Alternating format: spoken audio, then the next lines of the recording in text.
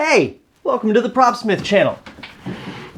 I'm Sean McBee, and today we're going to be asking the question, can toys be prop replicas? Let's get into it. Okay, so, I think just my desk being like this gives you the general answer, which is yes, of course they can, for a variety of reasons that I'm going to get into right now. All right, so let's start with the fact that a lot of toy companies are now making toys for grown-ups. And I mean, these are all pretty much unmistakably toys. Like, you might consider this high-end collectible, if you will, because it costs a lot of money. However, let's look at, for example, Hasbro makes this great Infinity Gauntlet.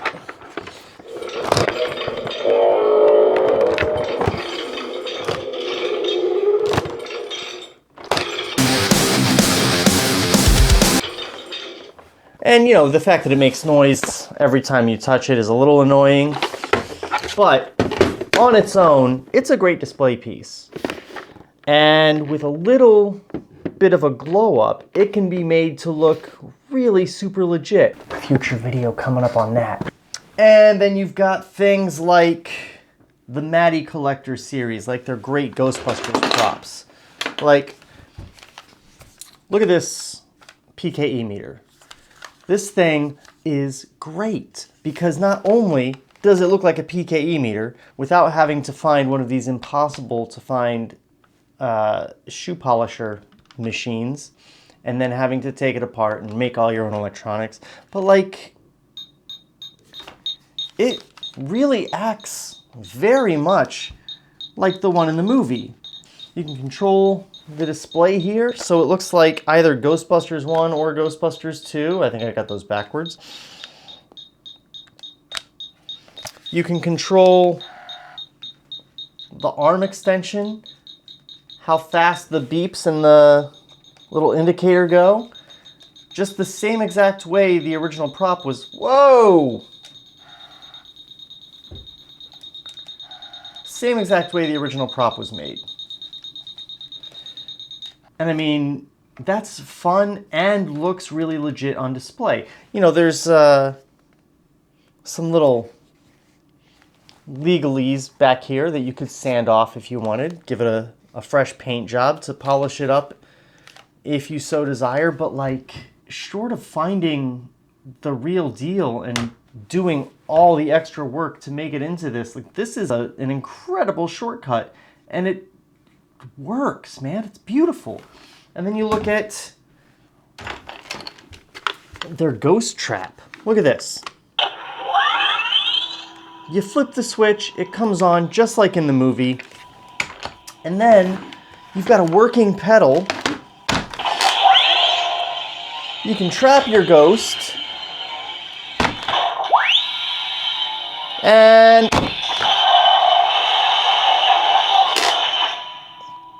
but wait for it, there's more. You got your indicator showing that it's in. You got some blinking, and then this guy's gonna fight back a little bit. Look at this. He's shy sometimes. Ah, you see that? It's moving. It takes a while for the next one, but even turning it off. Oh, there it goes.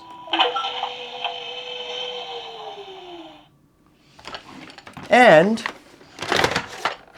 it comes out so you can empty the trap. Light is green, trap is clean. Like, that's awesome. I initially got this as like a placeholder until I could get my own with all like real metal and stuff. But it's so cool that it actually functions like that. I mean, I'm not gonna play with toys very often, but that's incredibly awesome. They're really hard to find now, but it's objectively a toy, and it's objectively a pretty awesome prop replica. It also could use a glow up. You could take off this little transistor and replace the real thing. I already replaced the wire in the back with a real one and some real zip ties. It was just all molded before. That's already glowed it up quite a bit.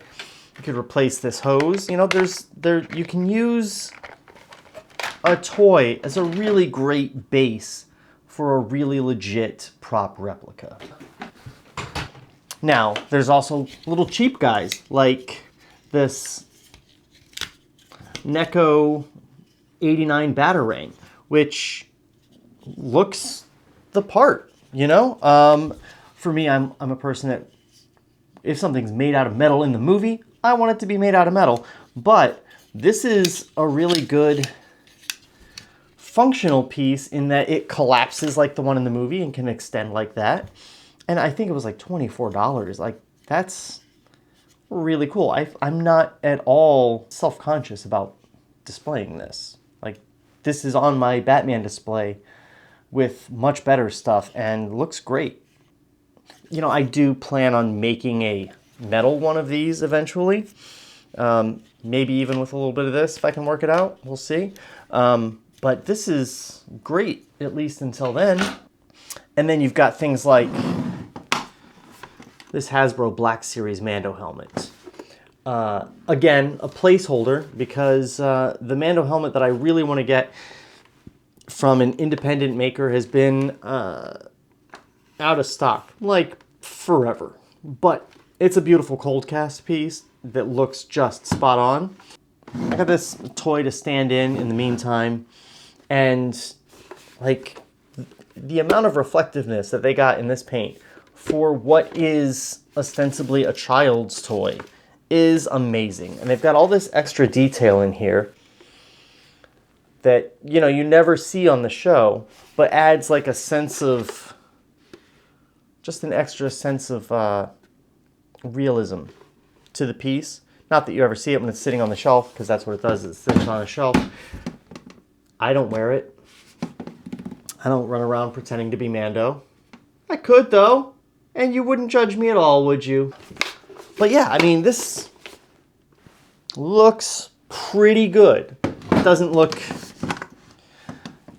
quite good enough to like just be the permanent one. It's, like I said, just a placeholder until I get a better one. But this is pretty much the best option that I found, other than the piece that I want, which I like better than the official high-end replica from EFX, I believe it is. And for only like $100, that's like a really good deal for a pretty solid piece. And then we've got the previously mentioned Hot Toys Nano Gauntlet, which I really just got as a companion piece for the Infinity Gauntlet that I will give a glow up to.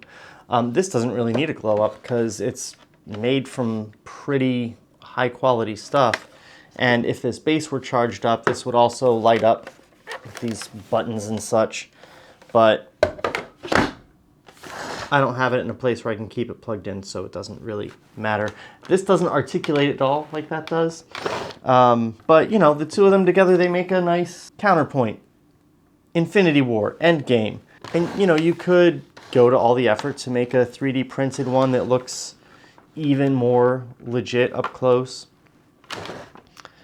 Give it an automotive paint job or whatever. But, you know, this is a high-end toy, but still a toy. And I think it really looks pretty fantastic.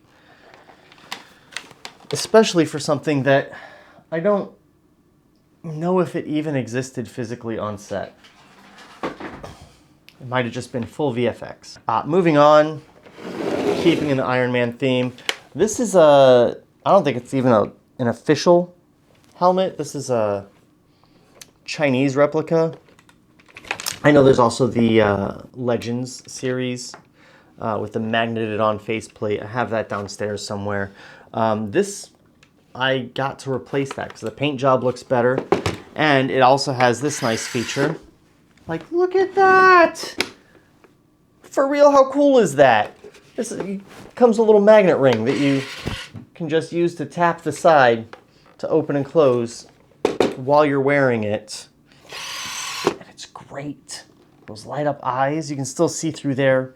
Sort of. It's just a toy. It's cheap plastic. There are super high-end replicas of this helmet everywhere that you can pay a lot more for. But I think this was like $200, all mechanized and everything, and it's just, why would you be upset at having this on your shelf? This usually is in this lightsaber spot behind me, and you guys never knew it was just some cheap plastic thing, did you? No, you didn't. And then you have examples of like less good toys. So here, this is not exactly a toy. This is a sonic screwdriver made by the Wand Company. Ah, that's what I forgot. My Wand Company phaser. God, so good. Not exactly a toy, but a universal remote. It's a functioning thing. This, when it came out, was like $100. And it's actually a super great replica. A lot of people repainted it to make it look more real. But even just as it comes, was a really great replica. And then you have things like this, which is this one still has batteries somehow. This is the Character Options sonic screwdriver toy. It is originally just a $30 toy. Cheap plastic, molded in crackle, dimensionally just not right at all. But not everybody can afford something really nice. And there's no shame in getting something that you can afford. Like, yeah, we get all caught up in this hobby about accuracy and everything. And if you look at these, that's obviously not accurate. It's like a whole head taller than the accurate one. It's fatter. It's just not great. But this is the important thing. If what you can afford to spend for a prop replica is $30, then spend $30 on a prop replica. Eventually, maybe you'll be able to replace that with something you like more. If this $30 toy calls to you as a piece of a thing that you love, then you should feel absolutely no shame putting that on display. Yeah, I had one of these before I got a better replica. I had fun with it. Ran around pretending to change traffic lights and stuff. There's absolutely no shame in that. Everything's stepping stones. You can't expect to jump straight in to buying a screen-used hero prop. Start with a toy. Then try to make something yourself, maybe. And then as you move up in the world, save up some money if there's something you really, really want. The point is, you have the things you love, you do what you can when you can, and don't feel bad about it. So yes, a toy can absolutely be a prop. There's nothing stopping anyone from getting whatever the best available version of a thing they love is within their means. For more prop replica and collecting insights, don't forget to subscribe, hit that bell, leave a comment below to let me know what you think. I'd love to hear your ideas for other videos I might make. Let's do that. And feel free to check out my other videos. We'll see you around.